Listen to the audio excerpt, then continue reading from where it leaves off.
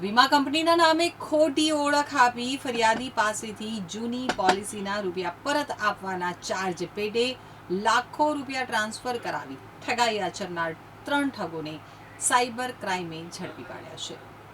Surat cyber crime police પાસેથી મળતી માહિતી મુજબ ફરિયાદીને જૂની વીમા કંપનીના નામે ખોટી ઓળખ આપી પોલિસીના રૂપિયા પરત આપવાના ચાર્જ પેટે 11,03,000થી વધુ રૂપિયા ટ્રાન્સફર કરાવી લઈ છેતરપિંડી આચરવાની નોંધાયેલી ફરિયાદ બાદ સુરત પોલીસ કમિશનર અધિક પોલીસ કમિશનરની સૂચનાને લઈ નાયબ પોલીસ કમિશનર બશાખા જૈનની સૂચનાને લઈ સાયબર ક્રાઇમની ટીમ તપાસમાં હતી।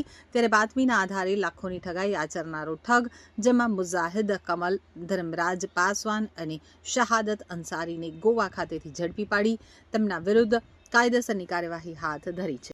વીમા કંપનીના નામે ખોટી ઓળખ આપીને જે કમ્પ્લેનન્ટ છે એમની સાથે છેતરપિંડી કરનાર 3 આરોપીઓને સુરત સાયબર ક્રાઇમ સેલે ઝડપી પાડ્યું છે। એમાં જે ફરિયાદી છે એમની સાથે 11 લાખની છેતરપિંડી થઈ હતી અને એ લોકોએ એમ કીધું કે તમારી જે જૂની પોલિસી છે એના રૂપિયા તમને પરત આપવા માટે તમને ચાર્જ ચૂકવવું પડશે અને એ ચાર્જના બહાને એ લોકોએ 11 લાખ રૂપિયા જેટલા લઈ લીધા હતા।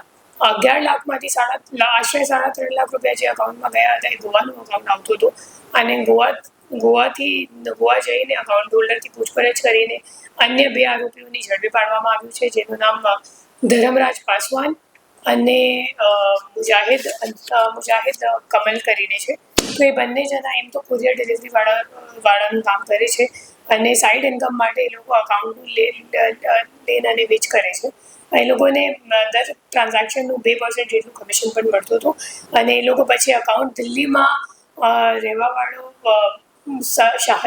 શહાદત અંસારીને એ લોકો અકાઉન્ટ આપતા હતા।